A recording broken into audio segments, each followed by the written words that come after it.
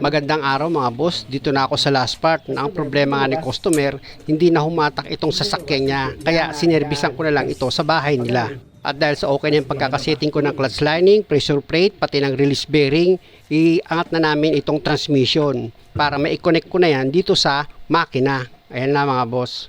Importante kasi mga boss, pag isinalpak mo itong transmission, talagang nakasentro yan dito sa pagkakabitan mo sa makina para yung main drive niyan pasok agad dito sa pressure plate.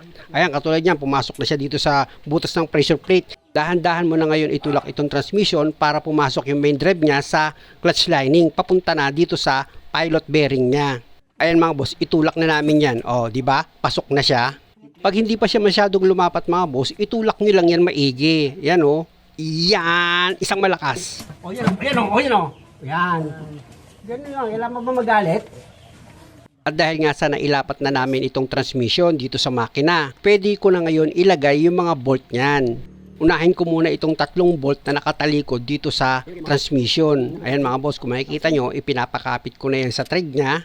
Number 14 yung 3 bolt na yan mga boss. At pag kumapit na yan sa thread niya, gamit ka na ngayon ng box thread sa number 14 para ma-final mo na yung higpit dito sa bawat bolt ng transmission mo. Siguraduhin nyo lang na maayos yung pagkakahigpit nyo dito sa bawat bolt. At itong nakaharang kanina mga boss, before ko tanggalin yung isang bolt, dapat ibalik nyo rin yan tsaka nyo higpitan yung 2 bolt nya na number 14. At pag okay na, dito naman sa ibabaw ng transmission, ilagay mo na rin dyan yung bolt na isa pa na number 14. Ayan mga boss, ipinakapit ko na yan sa thread nya. Tapos gamit nga itong impact wrench ko, i-final ko na yung higpit. Pag okay na, dito naman ako sa pagkabit ng muffler pipe para ma-connect ko na itong muffler pipe niya dito sa exhaust manifold. Siyempre naman, siguraduhin yung maayos yung pagkakalapat nyo ng muffler pipe dito sa exhaust manifold.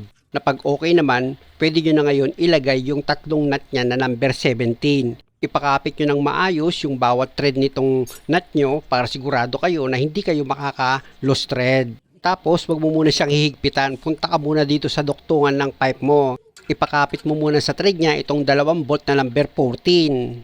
Pero hindi mo pa rin siya hihigpitan. Mahalaga, bago ka maghigpit, mailagay mo muna itong bracket niya. Pati yung mga bolt. Kasi pag naghigpit ka agad ng bolt o kaya ng nut dito sa muffler mo, yung huling bolt or nut na ilalagay mo, mahihirapan ka magsentro. Kaya dapat, kumpleto na yung bolt and nut niya na nailagay mo dito sa muffler pipe niya. Para pag nag-final ka ng higpit, wala nang problema. Kaya ako naman nasabi yan mga boss, syempre nangyari sa akin, na-experience ko na mali yung discarding ginawa ko. Kaya ang ginawa ko ngayon, kinumpleto ko na yung bolt and nut dito sa muffler pipe niya. Dahil sa okay na ako dyan, dito naman ako sa duktungan ng muffler pipe at exhaust manifold. Gamit yung socket wrench sa number 17, i-final nyo na yung higpit ng 3 nut dito sa muffler pipe. At pag okay na, nahigpitan mo na ng maayos yan, lipat ka naman dito sa likod ng transmission mo para mailagay mo na itong bracket ng transmission support. Meron akong tinanggal dyan mga boss na 2 nut. Kaya ang ginawa ko, ibinalik ko na rin, ipinakapit ko na rin yung 2 nut niyan. Tapos itong transmission support mga boss, ayan, inilagay ko na. Meron din yung nut na number 14. Ayan, ilagay ko na rin. Tapos dito sa gilid ng support, meron diyang bolt na number 14. Hindi inabot ng camera mga boss, pasensya na. Iangat ko itong camera mga boss dahil nga itong isang nut, hindi ko pa yan nailalagay. Ipakapit ko na rin yan sa thread niya. Kaya kung makikita nyo, 2 na yung nut na nakalagay dito sa bracket niya. At ito yung bolt mga boss, dito sa gilid ng support, ituro ko ng daliri ko yan. Ayan, tapos yung nut niya katabi, di ba? Sa kabilang side mga boss, itong transmission, meron din siyang support na nakalagay. Bali 2 yan, bolt and nut.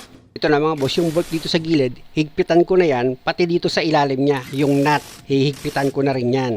Dahil sa mahigpit na yung bolt and nut dyan, dito naman tayo sa kabilang side. Gamit ulit itong socket wrench sa number 14, higpitan ko itong nut dito sa transmission support niya. Ayan mga boss. Tapos yung isa pang bolt na number 14, ima-manual na lang yun sa paghigpit dahil nga sa nakaharang yung tangke. Palsamantala, dito muna ako sa bracket ng transmission sa ibabaw. Gamit nga itong box wrench ko na number 14, i-final ko na yung higpit dito sa 2 nut ng bracket niya. Pag okay na, pwede ko na ngayon ilagay itong propeller dito sa likod ng transmission. Siyempre naman, bago nyo isalpak itong dulo ng propeller nyo, punasan nyo muna yan. Pwede kasing may kumapit na buhangin dyan na pag isinalpak mo dito sa likuran ng transmission mo, madamage naman yung oil seal.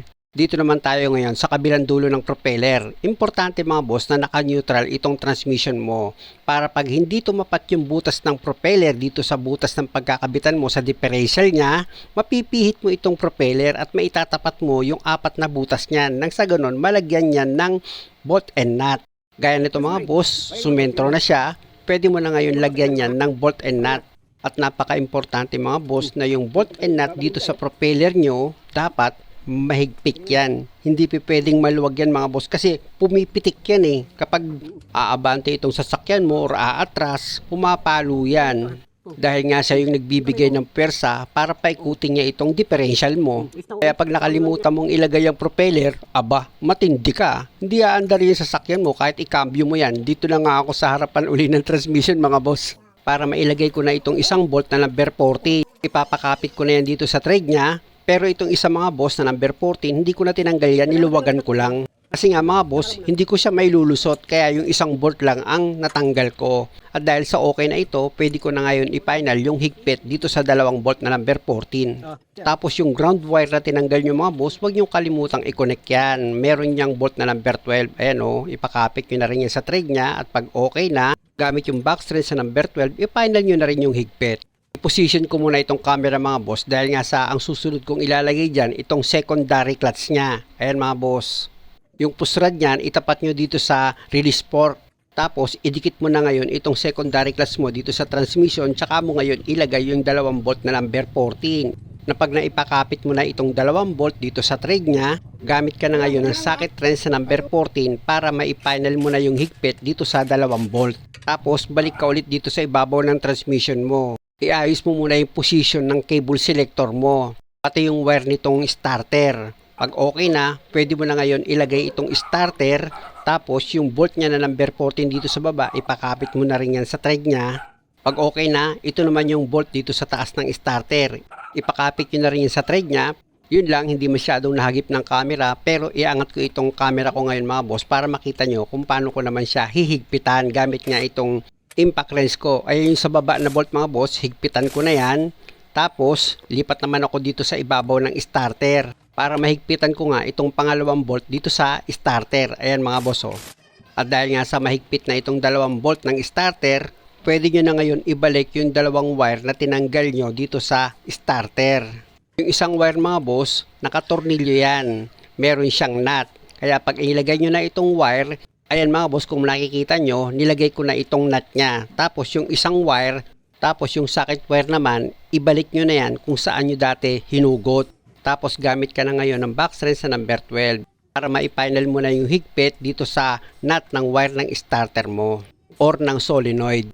Punta naman ako dito sa ilalim ng transmission mga boss kasi meron pa dyang ikakabit ka na dalawang bolt na number 14. Ayan o. Ipinapakapit ko na yan sa thread niya. Ayan na yung isa mga boss na ilagay ko na. Ito naman ngayon yung pangalawang bolt niya na ipakapit ko na rin. Tapos gamit ka na ngayon ng box wrench mo na number 14 para ma-final mo na ngayon yung higpit. At dahil sa okay na, pwede ko na ngayon ilagay itong cable selector niya. Ayan yung sa cambio mga boss. Same procedure lang naman mga boss ng pagtatrabaho. Kung paano nyo tinanggal itong cable selector dito sa transmission, ganun nyo rin siya ibabalik. At pag nailagay nyo na itong cable selector dito nga sa transmission, pwede nyo na ngayon ilagay yung flat washer nyan, pati yung clip nya, para naman hindi bumitaw itong cable selector mo pag nagkabyo ka. Tapos dito naman sa harapan ng kable mo, yung clip nyan mga boss, itutusok nilang dalawa yan o para hindi kayo mahirapan magdiin, paluin nyo yan ng ball hammer, parehas. Pag pumasok na yan, lock na yan mga boss, ibig sabihin pwede na yan, matibay na yan. Lipat naman ako dito sa speedometer gear niya. Meron siyang socket wire mga boss. Isasalpak nyo lang ulit itong socket wire na hinugot nyo. Tanggalin ko itong clip niya, tsaka nyo ngayon i-connect na itong socket wire. At itong wire, i-connect nyo yan dito sa holder niya. Tapos ibalik nyo ulit itong clip ng socket wire nyo para hindi siya mabunot. Tapos balik ulit ako dito sa ibabaw ng transmission mga boss dahil nga sa meron pang isang bolt na number 14 na hindi pa pala na ilalagay. Kaya ang gawin ko dyan mga boss, ipakapit ko na yan dito sa thread niya. Tapos gagamit ngayon ako ng impact wrench para mahigpitan ko na itong bolt na number 14.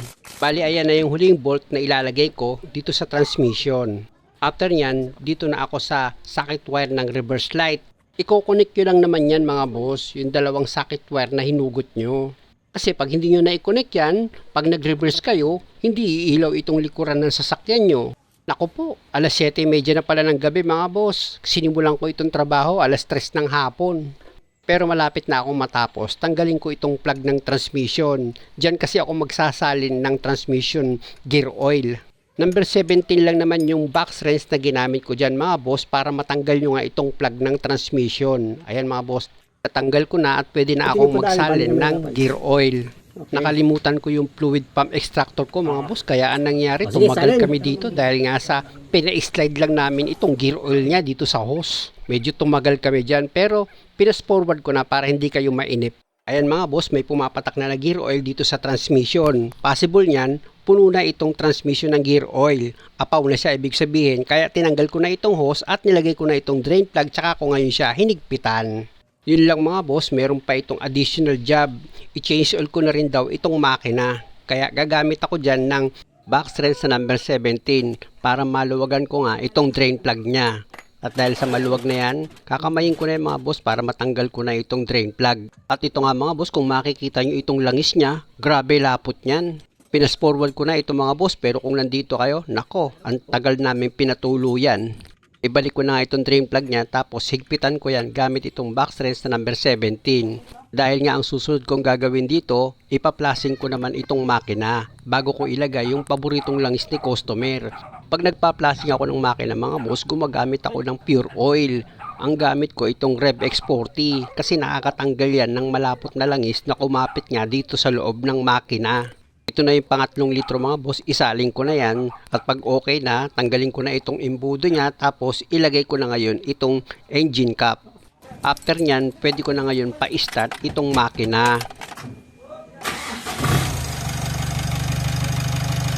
At dahil nga sa sobrang lapot ng langis na tinanggal ko dito sa makina mga boss, pinaabot ko ng 10 minutes na naka-start itong makina. Pero hindi nyo na kailangan niyang i-revolution pa. Hayaan nyo lang siyang naka-minor na pag na-consume nyo na yung 10 minutes, pwede nyo na ngayon switch off itong makina. Tapos balik ka ulit dito sa ilalim ng sasakyan mo, gamit nga yung box wrench sa number 17, luwagan mo ulit yung drain plug niyan. Ayan mga boss. At pag maluwag na yan, kamayin mo na para tuluyan mo ng matanggal itong drain plug. Kita nyo naman mga boss, na-plasing ko na itong makina ni customer. At itong langis na ginamit kong pamplasing, grabe pa rin yung itim niya, tapos malapot pa rin. Dito na nga ako sa oil filter niya mga boss, kalasin ko na yan. Sa pagtanggal nitong lumang oil filter, gumamit ka ng oil filter wrench. Pihitin mo itong oil filter mo pakaliwa para lumuwag yan. At pag maluwag na yan mga boss, pwede nyo nang kamayin yan para matanggal nyo na ng tuluyan itong lumang oil filter. At kung makikita nyo, nang tinanggal ko nga itong oil filter ni customer, yung tumutulo na langis dyan, grabe pa rin yung lapot niya. At kung makikita nyo nga, di ba, grabe pa rin yung itim ng langis samantalang na-flashing ko na yan. At 24 model pa ito. Tingnan nyo yung pagtulo ng langis niya dito sa makina. Dapat yan mga boss dahil na-flashing ko na ito. Patak-patak na yan eh. Unang-una, konti na lang yung tumutulo. Pero kita nyo naman, sobrang lapot pa rin niya. Yo, tignan nyo, di ba? O hindi na puputol yung pagtulo ng langis dito sa makina eh. Talagang malapot pa rin siya eh. Kaya nga kung mapapansin nyo dito sa lagayan ng oil filter, makailang beses kong pinunasan yan dahil nga sa malapot yung bumabagsak na langis. I-pass forward ko na ito mga boss para mailagay ko na yung bagong oil filter, pati itong drain plug niya. After ko nga mapunasan yan, ito na ngayon yung drain plug niya mga boss, ipakapit ko na yan dito sa thread niya. Tapos gamit itong box wrench na number 17, i-final ko na yung higpit dito sa drain plug. Tsaka ako ngayon isunod sa ilalagay itong bagong oil filter. Na dapat itong o-ring ng oil filter nyo mga boss, pinahiran nyo yan ng langis para pag hinigpitan nyo, hindi pumilipit yung o-ring. At pag hindi nyo kayang higpitan ng kamay nyo itong oil filter pag kikinabit nyo, pwede naman kayo gumamit ng oil filter wrench. Gaya nga ng ginawa ko. Tapos gamit itong basahan, yung mga nagkalat na langis, pinunasan ko. At dahil nga sa okay na ako dyan mga boss, pwede na tayo ngayon magsali ng langis. May nakaredy si customer na 6 liters na Rev X 400. Kaya lang mga boss, dahil nga sa pagod na ako, ipinasalin ko na itong langis. Baka hindi ko na yan may isentro sa pagsalin, tumapon. After nga na maisalin itong 1 gallon, nagsalin pa kami dyan ng 1 liter. Tapos ito na ngayon yung pang 6 liters niya. Bali nagtira pa rin ako ng 1/4 dito sa 1 litro. Hindi ko muna isinalin lahat yan dahil nga sa sukatin ko muna dito sa dipstick para sigurado ako na hindi naman ako sumobra sa pagsali ng langis dito sa makina. After ng ilang minuto, hugutin ko ulit itong dipstick para nga makita ko kung okay na ba yung level ng langis. Gaya nito mga boss, nung makita ko nga, naka-level na itong langis niya, naka-full na, ibig kong sabihin. Kaya okay na yan mga boss at sinabihan ko na lang si customer, pag nagkulang, mayroon naman tira, salin na lang nila. At dahil sa okay na ito, nailagay ko na rin itong engine cap niya, pwede ko na ngayon ilagay yung bagong air filter. Dahil nga sa tinanggal na nila yung lumang air filter nito dahil nga sa barado raw. Kaya daw hindi makahatak. Eh di wow. Kaya pala nang sinubo ko pa andarin kahit wala na yung air filter, hindi pa rin siya makahatak. Iangat ko na nga itong cover ng air filter mga boss para maikabit ko na yung bagong bili ni customer na air filter. Ayan na mga boss, kung makikita nyo, nailagay ko na itong bagong air filter. Siyempre, pwede ko na ngayon ilapat ng maayos itong cover niya. Tapos, yung 4 na clip dito sa cover, ikakalawik nyo lang yun mga boss, isa-isa. Para itong cover ng air filter mo, mag-lock siya. At ito namang inlet hose, ikabit nyo na yan dito sa intake manifold, tsaka nyo higpitan yung clamp. At dahil sa okay na ako dyan mga boss, punta na ako dito sa driver side para pa-start ko na itong makina. Ang masakit dito mga boss, after ko pagpawisan ng husto, ito na, umaambon na. At habang hinihintay ko yung kasama kong magro-road test itong sasakyan, i-check ko muna itong kambyada niya kung okay siya. Kita nyo naman, ang lambot yung ikambyo. O, kita nyo, daliri lang. O, diba? At dahil nga sa dumating na yung kasama kong magro-road test, eto na mga boss, umuulan, magro-road test kami. Yung ginamit nyo noon sa Antipolo. Meron sa ahon. O sa ating mismo. Galon? Oo, kaya hindi nyo alam niya. Di ba kaahon ang po? Ngayon. Ayan, okay na oh. Okay na humatak. Hindi naman hindi siya gumandan. Baka na okay na yung batak na yan. Okay lang, okay na yung batak. Oo. Okay na. Okay na yan. Eh, hindi ba natin nilalakasan ang susunod niya doon? Alalay pa nga yung takbo ni sir eh. Oo. Well, doon lang, pag kinapaka mo yung gas, sir eh, di ba? Ayan o, ayan o, yeah, ayan o. Okay na humatak. Dapat lang, naku. Naku, malay. Salamat sa taas. Pangalawa kayo. Mag-ama. Halit kita. Muli mga boss, dahil sa okay na itong sasakyan ni customer, maraming salamat sa panonood. Sana nakakuha kayo ng idea at kung maaari, huwag niyo naman sanang kalimutang mag-subscribe sa channel ko. Maraming salamat ulit.